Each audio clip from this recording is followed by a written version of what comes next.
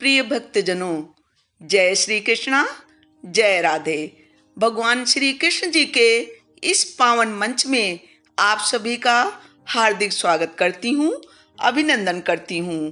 प्रिय भक्तजनों, श्रीमद् भगवद गीता भगवान श्री कृष्ण जी द्वारा अर्जुन को हजारों वर्ष पूर्व दिया गया अमूल्य अवर्णनीय संदेश है, जो कि आज भी संपूर्ण मानव जात के लिए, संपूर्ण विश्व के लिए अत्यंत उपयोगी और प्रेरणादायी है।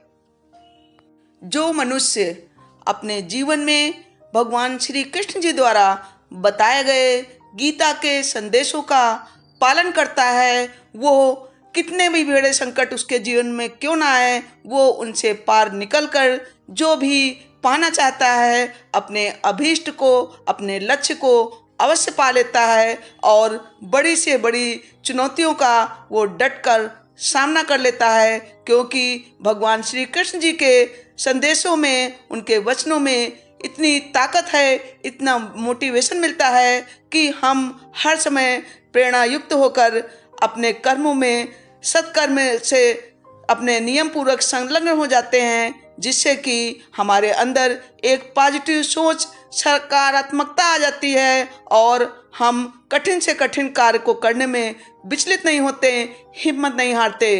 तो प्रिय भक्तजनों, अगर आपके जीवन में भी कोई निराशा है, कोई हताशा है, अगर आपका कोई लक्ष्य है जो बहुत दिनों से आप प्राप्त करना चाहते हैं लेकिन उसमें कामयाबी नहीं हासिल कर पाए, या कोई ऐसी बीमारी जो लंबे समय से चली आ रही है और आप उससे परेशान होकर डिप्रेशन में आ गए हैं, निराश हो गए हैं, तो भक्तजनों, आप बिल्कुल निराश न होइए, हताश न होइए। जीवन में हमेशा उम्मीद की किरण जगाए रखिए और इसके लिए आपको अनुसरण करना होगा भगवान श्री कृष्ण के बताए हुए गीता संदेशों का। भगवान श्री कृष्ण के बताए हुए गीता संदेश इतने अमूल्य और प्रेरणादायी हैं कि यदि अपने जीवन में भगवान कृष्ण के संदेशों का आप चिंतन करते हैं, पालन करते हैं, अनुशीलन करते हैं, तो निश्चय ही आपको सर्व दुखों से मुक्ति प्राप्त कर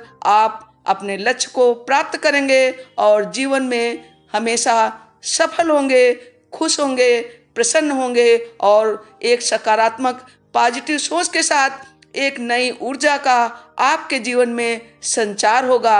आपका परिवार खुश रहेगा और आप भगवान श्री कृष्ण से चारों तरफ से अपने आप को सुरक्षित महसूस करेंगे। आपको कभी भी किसी भी चीज़ से डर नहीं लगेगा।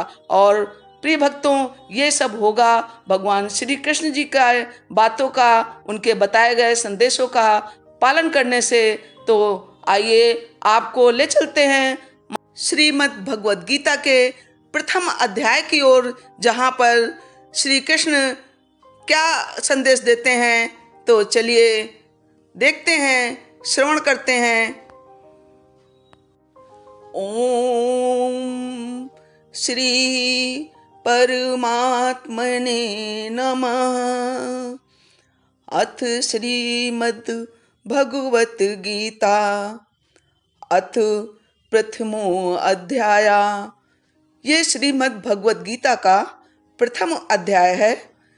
इसमें धृतराष्ट्र कहते हैं, धृतराष्ट्र उवाच, धर्म क्षेत्रे कुरुक्षेत्रे समवेता युयुत्सवा मामका पांडवाश्चैव किम कुर्वत संजय।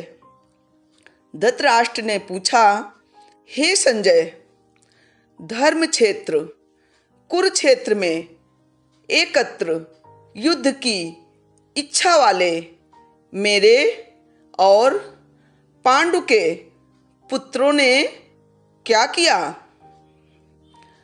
अज्ञान रूपी धृतराष्ट्र और संयम रूपी संजय। अज्ञान मन के अंतराल में रहता है।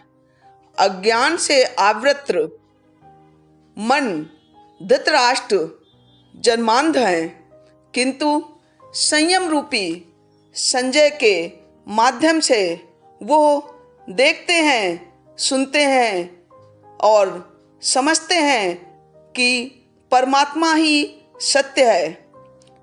फिर भी जब तक इससे उत्पन्न मोह रूपी दुर्योधन जीवित है, इसकी दृष्टि सदैव कौरवों पर ही रहती है, विकारों पर ही रहती है।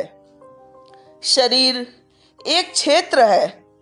जब हृदय देश में दैवी संपत्ति का बाहुल्य होता है तो यह शरीर धर्म क्षेत्र बन जाता है, और जब इसमें आसुरी संपत्ति का बाहुल्य होता है तो यह शरीर कुरुक्षेत्र बन जाता है।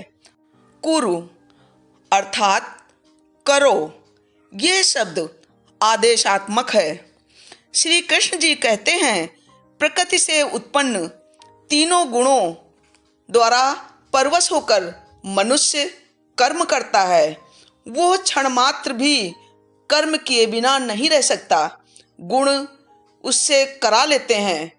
सो जाने पर भी कर्म बंद नहीं होता।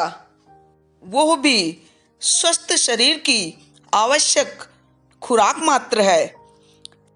तीनों गुण मनुष्य को देवता से कीट पर्यंत शरीरों में ही बांधते हैं। जब तक प्रकृति और प्रकृति से उत्पन्न गुण जीवित हैं, तब तक कुरु लगा रहेगा। अतः जन्म मृत्यु वाला क्षेत्र, विकारों वाला क्षेत्र कुरुक्षेत्र है, और परम धर्म परमात्मा में प्रवेश दिलाने वाली पूर्णमयी प्रवृत्तियों पांडवों का क्षेत्र धर्म क्षेत्र है। जिस क्षेत्र में ये युद्ध हुआ वो कहाँ है, इस बारे में गीताकार ने स्वयं बताया है कि इदम शरीरम कौन्ते क्षेत्रम इति अभिधीयते। अर्जुन, ये शरीर ही क्षेत्र है, और जो इसको जानता है, इसका पार पा लेता है, वो क्षेत्रज्ञ है। आगे उन्होंने क्षेत्र का विस्तार बताते हुए कहा है कि जिसमें 10 इंद्रियां, मन, बुद्धि, अहंकार, पांचों विकार, ज्ञानेंद्रियों की 5 तन्मात्राएं, रूप, रस, गंध, शब्द और स्पर्श, यही इंद्रियों के 5 विषय हैं, और तीनों गुणों का वर्णन है। शरीर ही क्षेत्र है, एक अखाड़ा है। इसमें लड़ने वाली प्रवृत्तियां 2 हैं, दैवी संपत्ति और आसुरी संपत्ति।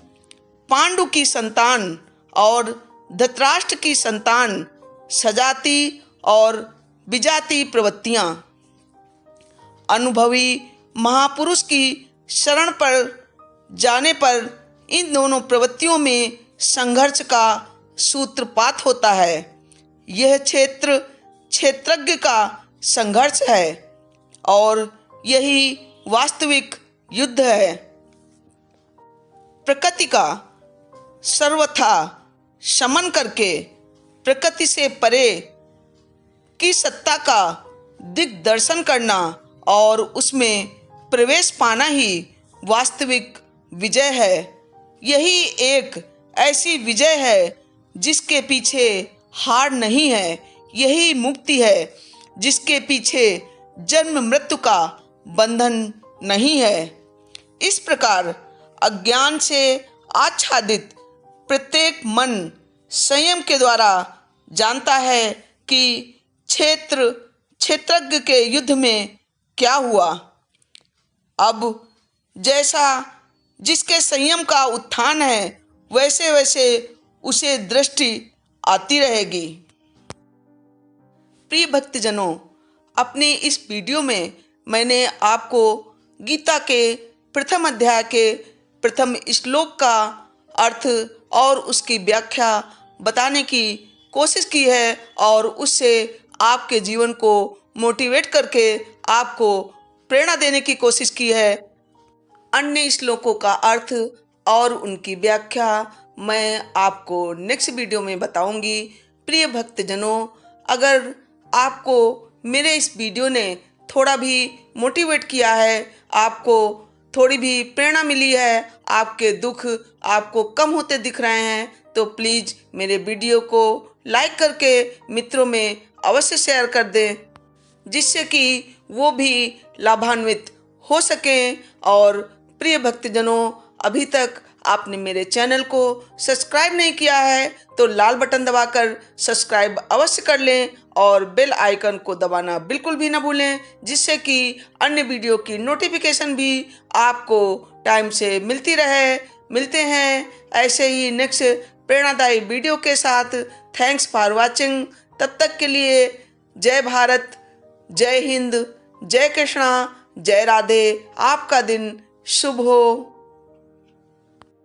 आपके परिवार में सभी सुख समृद्धि वैभव से युक्त हों। श्री कृष्ण जी से मैं यही विनती करती हूँ, कामना करती हूँ, और इसी के साथ मैं अपनी वाणी को विराम देती हूँ। आइए एक बार हम सभी फिर मिलकर बोलते हैं, जय राधे, जय कृष्णा, वंदे मातरम।